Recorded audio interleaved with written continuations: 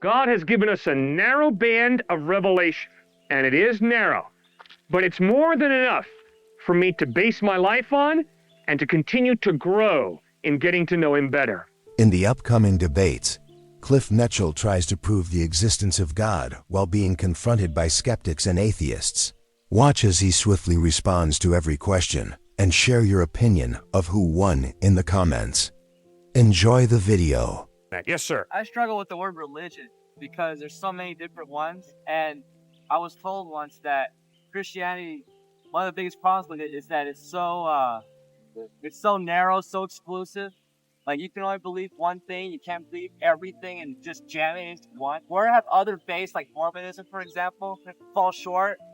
Okay, great question. You're right. One of the most offensive things about Jesus Christ is he says, I am the way, the truth, and the life. No one comes to the Father except by me. Every time a person makes a statement that is more than an opinion, that statement is exclusive. Every time you claim to make a truth statement, there's a degree of exclusivity.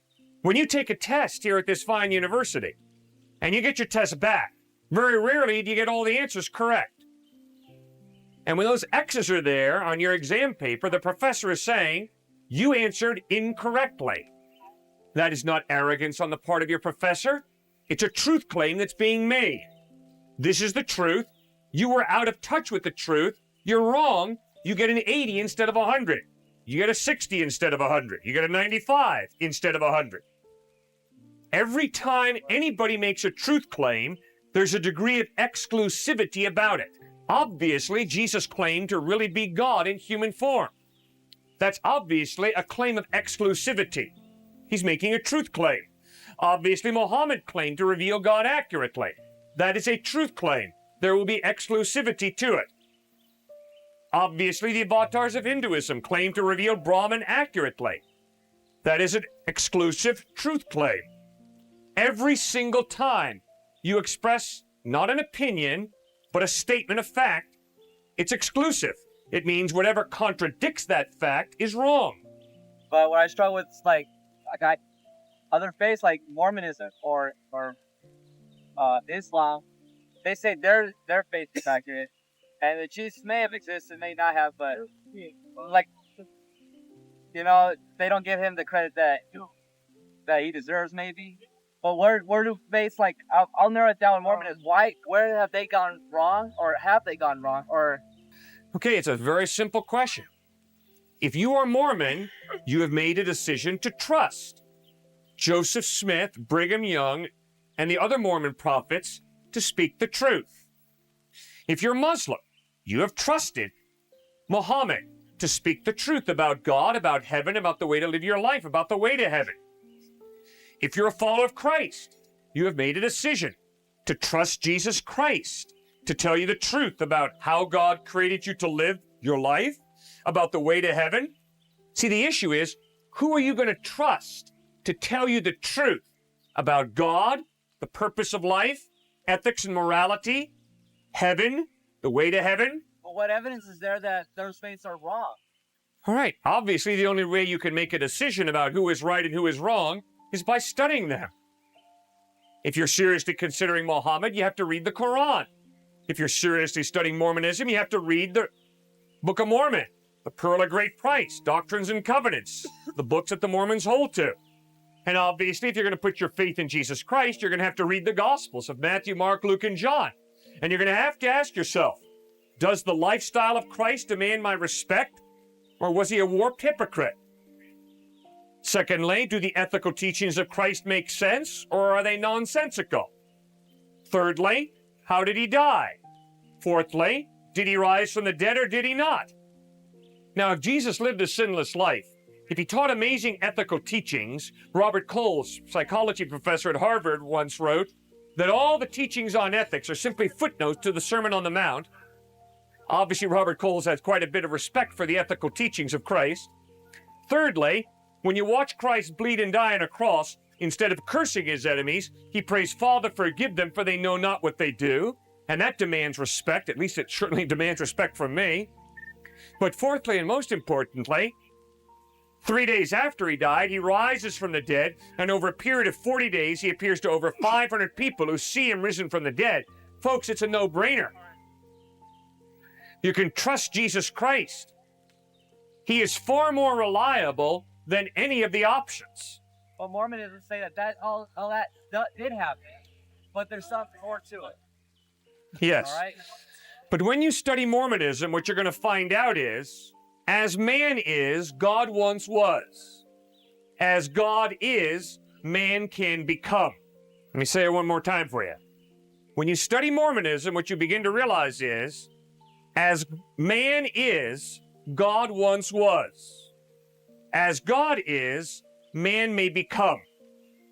In other words, right at the heart of Mormonism, there's a fundamental contradiction with the Bible, with Christ. The Bible insists that God is the eternal spiritual being who is the creator of human life. God was never a man. God is the eternal, supreme, supernatural being. And guess what? I am never going to become God. And when you study Mormonism, what you begin to understand is Mormonism teaches that God was once a human being who eventually worked his way to deity, and you and I as human beings, if we play our cards right, can one day be God. Well, I'm sorry. That is a fundamental contradiction of Genesis through Revelation, which teaches God is eternal. God was not once a human being who worked his way up the ladder and eventually became deity. God is the eternal creator, and you and I can go to heaven and live eternity with God, but no, I'm never going to be God, and you're never going to be God. We're human beings, we're creatures, we're not the creator. So you've got a fundamental contradiction regarding the nature of God and the nature of man when you look at Mormonism versus the Bible. In the next debate, Cliffe clarifies if God actually cares about our happiness and what is the real source of our happiness. Does God care about our happiness? Absolutely yes. But it is impossible for God to give us real happiness apart from Him, because He is the source of real happiness. Now, obviously, you and I can experience a degree of happiness when we get a good grade on an exam, when we get a new car. But real happiness, real joy, comes from relationships. And ultimately, it comes from a love relationship with a living God. And real joy is not dependent on circumstances. It comes from knowing God. Does that make sense or not? Well, it does. It does. But are you saying then that once you know God, there will be this euphoria, that it will be never-ending happiness? Great question. No. Outside the tomb of Lazarus, Jesus wept. Jesus was a man of sorrows, acquainted with grief, we read in the scriptures. Obviously, the book of Job struggles with the problem of suffering. How a righteous man named Job had the rug pulled out from underneath his feet, and the dude suffered big time. When you and I put our faith in Christ, that does not mean that we have a red carpet ride through life of eternal bliss. No, quite to the contrary. Jesus said, "Blessed are those who are persecuted for righteousness, for theirs is the kingdom of heaven." And much of the New Testament is all about what is going to happen in the form of suffering once you seriously commit your life to Christ. You will suffer. So, let me think this through a little bit. Okay, so if it isn't a guaranteed euphoria, the only difference is that, I mean, you're still going to go through hard stuff as a Christian. So the only difference is that you have what? That you have Christ? Okay, when you have Christ, you have His love that produces joy. You have His presence that produces peace. He says, "I will not leave you as orphans. I will come to you. I will never leave you. I will never fail you. I will never forsake you." So you have the presence of Christ. Thirdly, you have His comfort that comes from Him taking off burdens like fear, anxiety, worry, depression. And then fourthly, you have His hope. You know that you have life after death. I mean, think about death. It is the ultimate statistic. 1 out of 1 do die. We're all going to die. Right. Question is, what do you think's going to happen after you die? Are you asking me? Yeah, what do you think? Well, I'm a follower of Christ, but I mean, Okay. honestly, it's something that I struggle with. Right. That, I'm with you. That the Spirit is the comforter. But still, there's this, I don't know, maybe it's that I'm struggling just in faith, but like, man, it hurts. And honestly, a lot of times it feels like he's nowhere to be found. You bet. And that's why I like reading the Psalms. The psalmist struggled with the hiddenness of God. The psalmist struggled with the silence of God. And that's exactly what I experience on a regular basis. I struggle with doubt. I think any thinking human being struggles with doubt. The only people who don't struggle with doubt are those who've committed intellectual suicide and checked their brains at the door. I struggle with doubt. The proof of that is I still sin. Every time I sin, it shows, it proves. Christ, I don't take you seriously. I think I have a better way to live my life. I'm going to do my thing my way. I struggle with doubt. And that's one of the reasons I love the scriptures. Romans chapter 7, the Apostle Paul writes, the good that I know I should do, I don't do at times. The evil that I don't want to do, that's too frequently what I do. What a wretched man I am. Who's going to deliver me from this body of death? Brutal honesty, vulnerability. Yeah, that's what the Christian life is like. 2 steps forward, 1 step back. 5 steps forward, 6 steps back. It's a back and forth process. In the next, this atheist questions the authenticity of the Bible and tries to pressure Cliffe with hard rational questions. But as usual, he doesn't fold and comes with bold responses. Stay tuned for what is about to come. 20 years? No, sir, that's 10 to 15 years. After the fact. Yeah. You've got one guy recounting a saying of what was the time was considered a cult.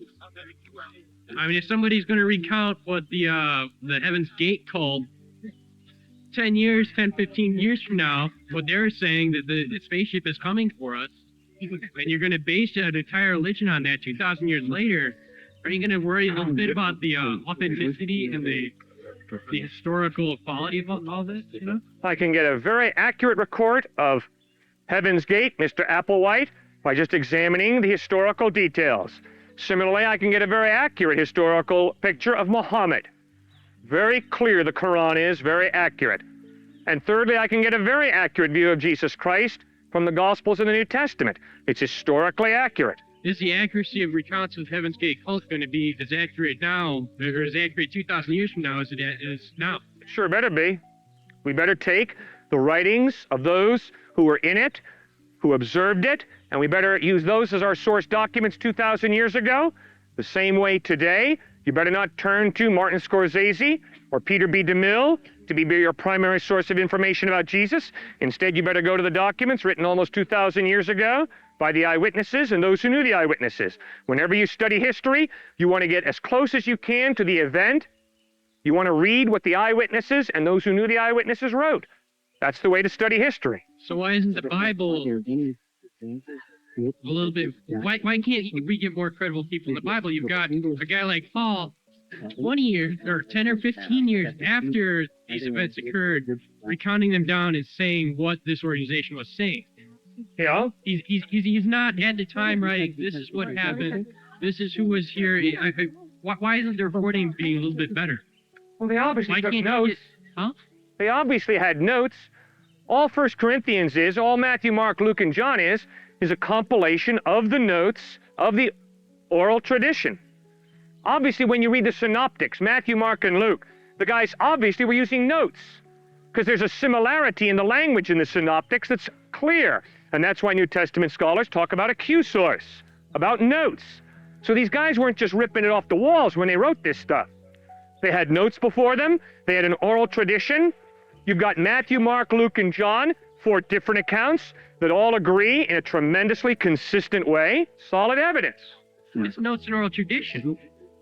And notes. Notes and oral tradition. Right. And you're saying that based on this, these notes that were gathered 10 or 15 years after the fact, that this is incontrovertible proof this guy rose from the dead. No, I never used the word proof.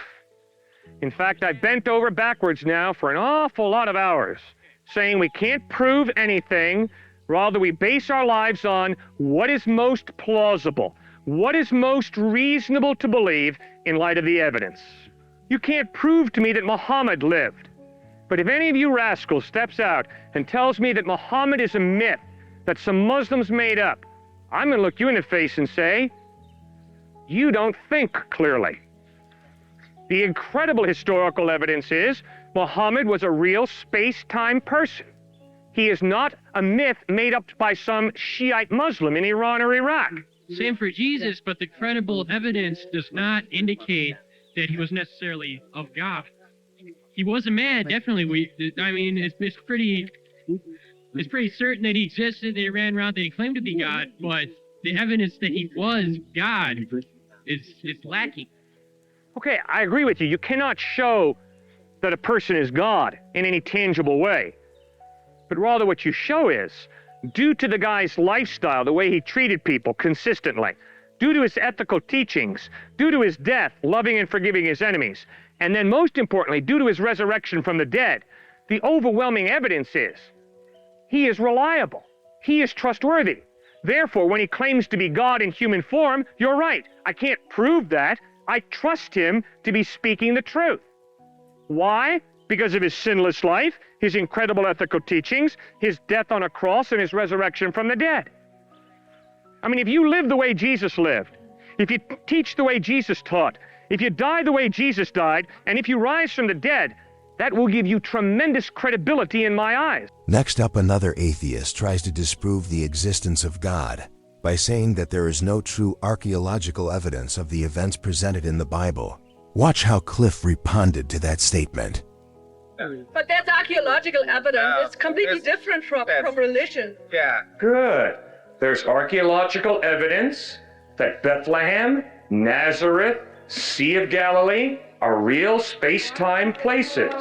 There's archaeological evidence that Herod was king in the 1st century. Of course there is. A student at UC Santa Barbara said Nazareth was not a 1st century town. Nazareth didn't come into existence until the 3rd or 4th or 5th century. You have to go back and study archaeology. And what archaeology shows is there are graves, farming tools, and caves in which there are inscriptions that show that Nazareth was a 1st century Palestinian town. Therefore, when the Gospels talk about Jesus living in Nazareth, that's very accurate. Nazareth was a real town. It wasn't the island of Atlantis out in the ocean that none of us can verify. So you can do that archaeologically, but you can't show that Jesus Christ ate a meal archaeologically. You can't show that Frederick Douglass ate a meal archaeologically. It's impossible to show that archaeologically, sir. All archaeology does is to validate place names, names of rulers, tools, implements like a whip. But obviously the question is, what was the whip used for? Yeah, but if you can put as much doubt as you're trying to put into slavery, then you're the idea that there's some evidence for Christ is even harder to prove. Sir, obviously the reason I use the slavery example is because I'm banking on the fact that you're convinced that slavery really existed. Now, all I'm trying to do is get you to think about why you're so convinced that slavery existed. The reason you're so convinced is because of the eyewitness testimony of people who saw slavery, people who experienced slavery, and they wrote it down and we study it. It's historically accurate.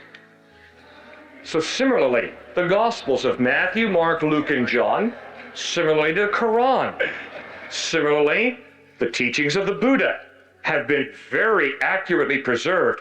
If anybody wants to tell me that Muhammad never existed, I'm going to tell them, I'm sorry, the overwhelming historical evidence is Muhammad was a real historical person who was born around 530 AD.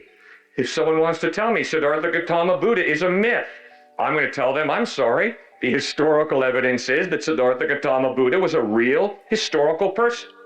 If someone wants to tell me that Alexander the Great never conquered anything, I'm going to tell them, I'm sorry, the historical evidence is Alexander the Great really existed.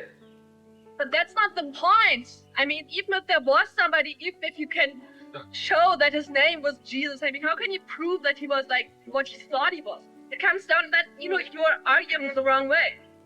You can't prove that Jesus is the truth. You're absolutely correct. I could never prove that Jesus is the truth. But the historical evidence is he really lived, taught, died, and rose from the dead. That's what the historical evidence points to. And I can promise you, the historical evidence is that Muhammad went from Medina to Mecca. And if anybody wants to tell me that Muhammad never made that trip, I'm going to say, I'm sorry. The historical evidence is Muhammad did make that trip from Medina to Mecca. And if someone wants to tell me that Siddhartha Gautama Buddha did not grow up in a very wealthy home, I'm going to say, I'm sorry. The overwhelming historical evidence is Siddhartha Gautama Buddha grew up in a very wealthy home, and then he turned his back on materialism, went into asceticism, and then he moved from asceticism back to a path of moderation. And that's what the historical evidence points to. So where's the historical evidence of where Jesus was between the time he was a child and the time he was 30 some odd when he came back to preach? Every historical record is a selective account of what happened. You can read the book by Jim Bishop, The Day Lincoln Was Shot.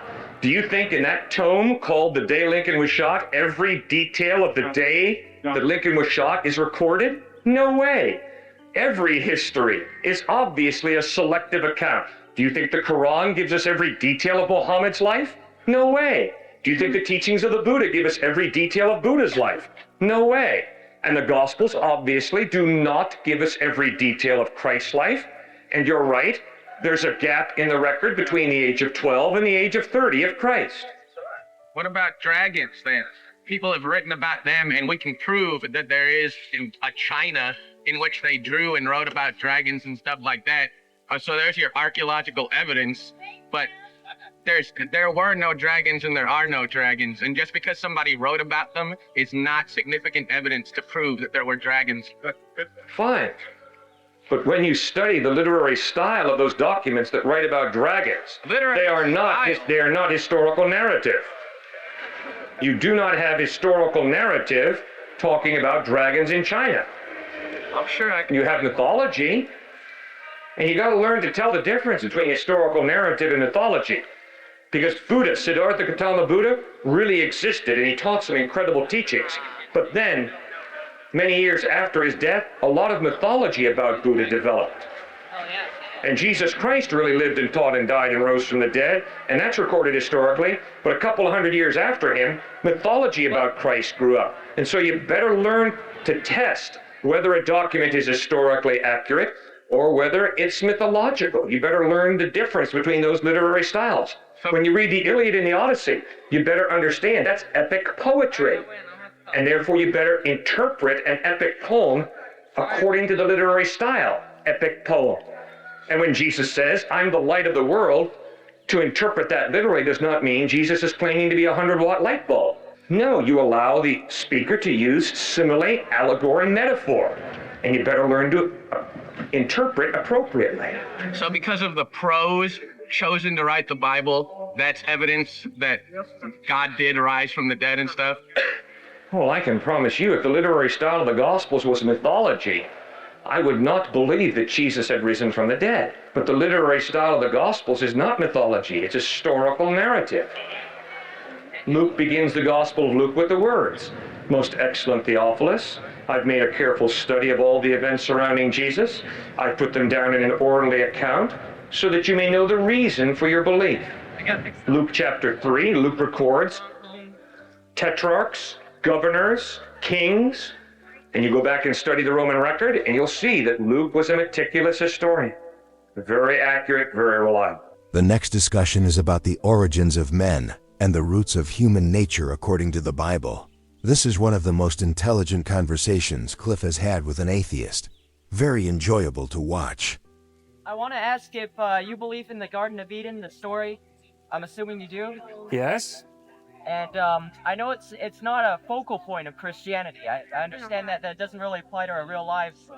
But you believe that God created all the animals then, right? Yes. Created them. And do you believe that he created the animals to kill one another, or that they were peaceful back then? Originally intended to be peaceful. Originally intended to be peaceful. So he gave them teeth and stomachs that require meat and everything, but he intended them to be peaceful? Yeah, I don't think that they had to eat meat. But he gave them teeth. He gave them claws then. Gave them teeth. He gave them venom, snakes to bite and hurt things that were trying to eat them. I don't know about that. I know, and I'm sorry because it's not a focus of Christianity, but I just think that it's a good question. Oh, it's a very to good ask. question. Because if God created animals that are designed to kill and eat one another, then I have reason to believe that He created humans designed to kill. And I don't think killing is good at all, but it's true that we have certain designs. I'm talking more about like inside of our heads. We have faults that we're predisposed to do things like hate and judge and all kinds of other things that are created sinful. And I don't like those things. I stay away from those things. Uh-huh. But I just find it funny that God would do that. Because it's more than just original sin. It seems like our bodies are designed to do these things which we consider sinful. Okay, well, you did begin to answer your own question. Obviously, the Bible insists that there was a radical fall. Obviously, the Bible insists that the good creation was radically messed up. Nature has gone amok. And I can promise you, sir, human beings are messed up. And if you don't like taking it from the Bible, just read Freud. Sigmund Freud points out very accurately how you and I are motivated by some of the most perverse motivations at times imaginable. And that's exactly what Jesus said in Mark chapter 7, verses 21 to 23. Jesus says, "For from within, out of the heart of man, come evil thoughts, fornication, theft, murder, deceit, licentiousness, envy, slander, pride, wickedness. All these evil things come from within, and they defile a man." We are messed up. We're Jekyll and Hyde. At times we do that which is very good, but at other times we all do that which is evil. Hitler did good. My father was a Boy Scout in Switzerland. Hitler was vacationing in Switzerland. He was very kind to my father, a little Swiss Boy Scout. Hitler obviously committed some of the most horrible atrocities imaginable, the Dachau and Auschwitz and Buchenwald. Now, what's so amazing is how many people around here think, oh, I'm just good. Oh, give me a break. All of us struggle with evil. All of us do good at times, and at other times we all do evil. We're mixed up kids. And that's exactly what the Bible points out. God created you and me to do good, but He gave us a free will. And because if we have a free will, we don't have to do good. We don't have to love. We can hate. We can be apathetic. We can rape and pillage. We have a free will. But Jesus said there's coming a day of judgment. When He's going to judge your act, He's going to judge my act. He's going to hold us responsible for how we exercised our free will. And we live in a cursed, messed up world. It's not the Garden of Eden, sir. There was a fall. Big fall. But I'm asking, wouldn't it be even in the Garden of Eden? I mean, wouldn't animals be killing each other? No. But they were designed to. Why would God What do you design mean? them No, that way? animals can... At that point, they didn't kill each other. They didn't kill human beings. Are you saying that there's a point when nature was devoid of suffering? The nature that God intended. Can you imagine the nature devoid of suffering? Yes. I can't.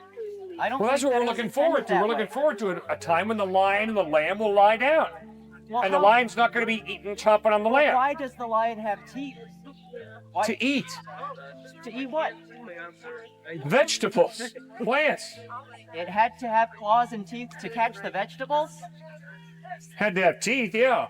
I know it's kind of a silly point, but I'm just bringing up the question. Well, have you ever seen the because teeth on a horse? The reason why I'm comparing Horses is animals... not a eat meat. Well, I know horses don't eat meat. All right, well, but they got some do. pretty big smackers there to chomp their grass with. Animals are rather inconsiderate of each other, and the reason that I'm bringing up animals, it may be a silly point, is that I'm saying that humans are just animals. Yeah, it's not a silly point. You're raising a very good point. Do you believe that human beings are just animals? I do, Okay, why? because it makes sense. What makes sense about it? That we're all doing exactly what we're naturally disposed to do. Well, just because I naturally feel like hauling back and smacking this guy in the face, does that mean it's right? I don't feel like doing that. We're Well, social good. creatures. But I happen to feel like hauling back and smacking him in the face. Does that make it right? No. Whoa, Unless you had a whoa, reason. what do you mean? Unless you had a reason. Of course I got a reason. He's got dark glasses on. He's got an earring in his right ear. He deserves to be smacked. I Now, don't do you have a think- problem with that? I don't think that's a logical reason. Oh, according to your system of logic, it's wrong for me to smack him. Most people would think so. Oh, I see. So we're going to take a straw poll. We're going to find out what the majority of people believe. And then whatever the majority of people believe, that's true? We have to make decisions on our own. Thank you. What makes your decision more right than my decision? I can only act for myself. Good. You act for yourself. I'm going to haul back, smack him in the face because he's got dark glasses and an earring. Do you have a problem with that? I would have a problem with that. I'm glad you do. But my question to you is, why? What's your problem with that? Because it wouldn't make sense to me. Good. Why are you going to impose what makes sense to you on me? I'm not going to. But I can You make just my did. judgment. You just told me what I was doing was wrong. All right.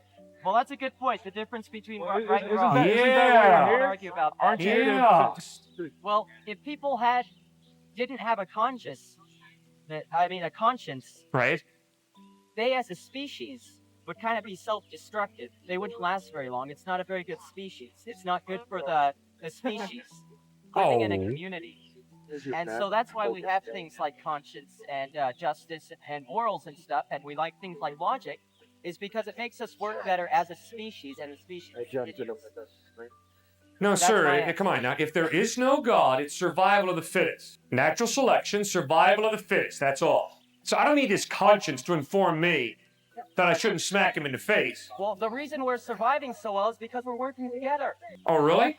Yes, as a species. It makes sense to me. Is that why we help handicapped people? Yeah. Because it helps us get ahead as a society? Stephen Hawking is a counterexample. Pardon? So, Stephen Hawking is a counterexample. Yeah, well, what about those who are not as intelligent as Stephen Hawking? How do you know that? well, they're I don't know if they're any less intelligent or more intelligent than he is. Have you gone through and canvassed them all? Do you really think that the reason Mother Teresa worked among the dying in Calcutta was to preserve the genetic pool? I think it makes us feel good. And it doesn't matter if we know what our motivations are or not. It's the end result that matters. That doesn't debunk God. I'm not saying that debunks God, but I don't know. I guess I'm just here to argue. I would say that's apparent. Sir, if there is no God, the idea of me sacrificing for you is absurd. I have 60 to 80 years at most on this planet. For me to sacrifice for you, or for Stephen Hawking, or for another human being, is a waste of my limited resources and time. It makes far more sense for me to steal, rip off, as long as I do it in such a way that I don't get caught. I think that you'd feel bad about doing that, and that is the way that we were built. Feel bad. Because as a species, we wouldn't be very well off if we were immoral. That's right, I know for it. And I would argue that your experience of guilt should be a big wake-up call. There is a real value of goodness, of justice. And you know it because when you violate that value, you experience guilt.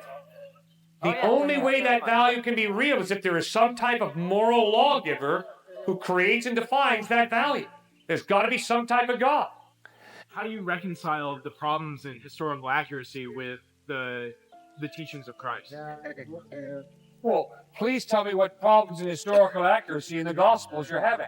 There's more than one perspective to everything that has ever happened on this planet. It's happened from more than one point of view as long as there have been humans around.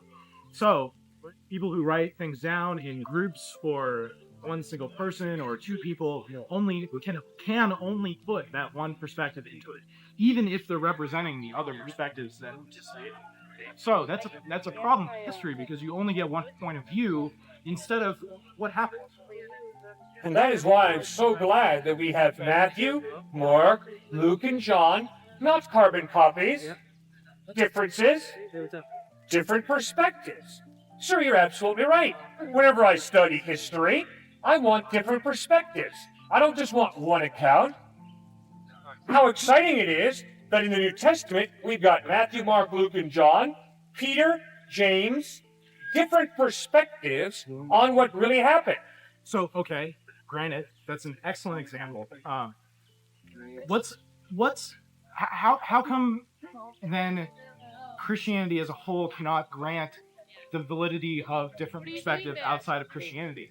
Like other people who have been approached by or been inspired by angels or other things that have been representatives of a God that was acknowledged between various groups of people as being the same God, you know?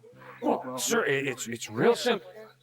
Whenever you make a statement that is more than just your personal opinion, just an opinion, whenever you make a statement, whatever it is, it smacks of exclusivity.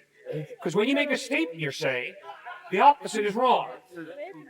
2 + 2 = 4. Right. When I make that statement, That anything other than 4 is wrong. I'm telling you, 2 plus 2 equals 5. If that's what you say, I'm sorry, that's wrong.